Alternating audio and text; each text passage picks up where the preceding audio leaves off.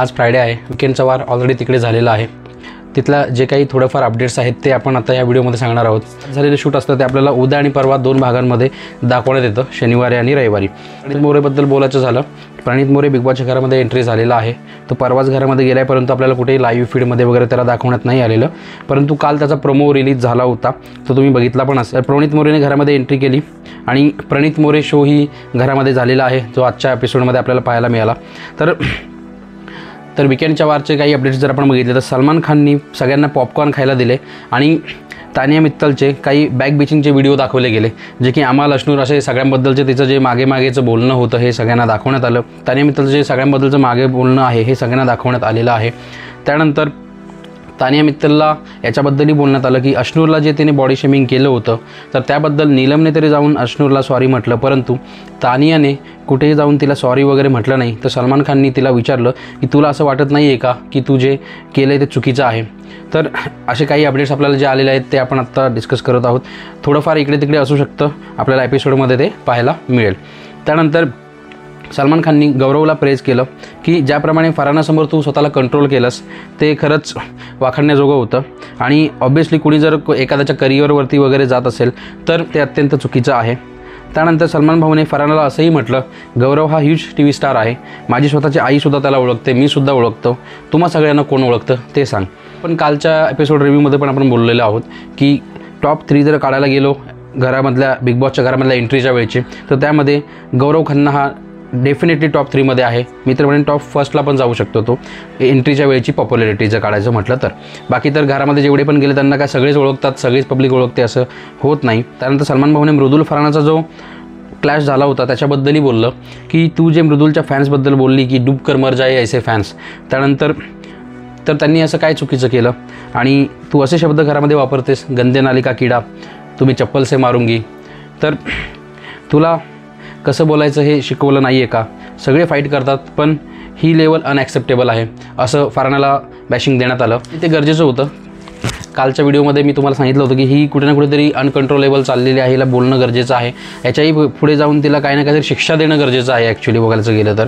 कारण ती प्रत्येकाला इंडिव्हिज्युअल लेवलवरती जाऊन बोलते, इंडिव्हिज्युअल लेवलवरती जाऊन त्यांची लायकी काढते, त्यांच्या बाहेरच्या पर्सनल गोष्टी काढते, प्रेक्षकांबद्दल बोलते, जे की अत्यंत चुकीचं आहे.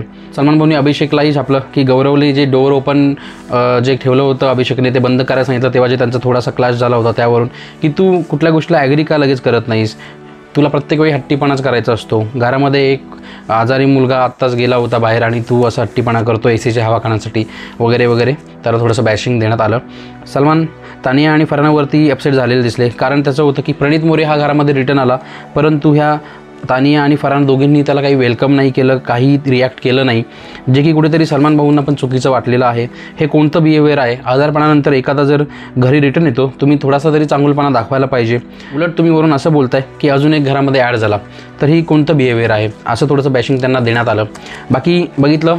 बाकी आपल्याला उद्या आणि परवा विकेंडच्या वारमध्ये एक्झॅक्ट सगळं काही बघायला मिळेलच. आणि अजून सांगायचं झालं तर तुम्ही इंटरेस्टेड असाल की एविक्शन कुणाचं होतं आहे तर आपण आधीपासून जसं म्हणत होतो की डबल एविक्शनचे चान्सेस आहेत, तर डबल एविक्शनच असणार आहे. फर्स्ट एविक्शन हे नीलमगिरी ही तर कन्फर्मच आहे. कुठे ना कुठेतरी नीलमगिरीला हे कमी वोट पडणार हे कन्फर्म सगळ्यांना होतंच बऱ्यापैकी माहिती. तर नीलमगिरी ही तर घरातून एविक्ट झालंच आहे, परंतु दुसरा सदस्य जो घरामधून एविक्ट झालं अशी न्यूज येते ही 100% मानता येणार नाही आपल्याला. कुठे ना कुठेतरी कधीतरी रुमर्स ही मार्केटमध्ये येत असतात, परंतु ज्या आपण हँडल्सनी ही न्यूज दिलेली आहे फिल्म विंडो, बीबी तक वगैरे ह्यांच्या न्यूज बऱ्यापैकी 90% खऱ्या असतात. तर त्यांच्या अपडेटनुसार घरामधून जो एविक्ट झालेला सदस्य आहे तुम्ही बिलीव्ह नाही करणार, हा आहे अभिषेक बजाज घरामधून एविक्ट झालेला आहे. आणि कुठे ना कुठे अभिषेक बजाजने थोडंसं घरामध्ये असताना तानियाबद्दल जे थोडंसं आत्ता इमेज ॲसॅसिनेशन तुम्ही म्हणू शकता जे झालं, त्यानंतर मग प्रणित मोरेबद्दल जे केलं गेल्या आठवड्यात जसा तो बाहेर गेला तसं त्यांनी बॅक पिचिंग केलं मालतीबरोबर, जगेच प्रणित पण तुझ्या अगेन्स्ट होता वगैरे असे 1-2 गोष्टी बोलला. अश्नूरबरोबर बोलला की किसी ना किसी को तो अभी जाना ही है. तर ज्या गोष्टी त्यांनी खूप लवकरच रिॲक्ट केल्या, प्लस कुठे ना कुठेतरी चुकीचं स्ट्रॅटेजी वापरली. प्रणित मोरेला मागच्या 2 आठवड्यामध्ये खूप भयंकर ट्रोल केलं. आपल्या व्हिडिओजमध्ये पण एक व्हिडिओ पडलेला आहे की अभिषेकचे फॅन्स प्रणित मोरेला का ट्रोल करतात. खूप घाण पद्धतीने प्रणित मोरेला ट्रोल केलं गेलं. त्यामुळे कुठेतरी प्रणितच्या फॅन्सनी अभिषेकला अजिबात वोटिंग नाही केली. त्यांनी गौरव, अश्नूर आणि काही लोकांनी, मी स्वतःसुद्धा अभिषेकच्या वाट्याची वोटिंग ही नीलमला केली होती ॲक्च्युली. तर त्यामुळे अभिषेक बजाजला वोटिंग कुठे ना कुठेतरी कमी आलं आणि अभिषेक बजाज हा घराबाहेर एविक्ट करण्यात आलेला आहे असं म्हणतात. ॲक्च्युअल कन्फर्म न्यूज आपल्याकडे आली तर आपण पोस्टमध्ये नक्की अपडेट करू. बाकी तुमचं काय मत असेल ते कमेंटमध्ये नक्की सांगा. धन्यवाद.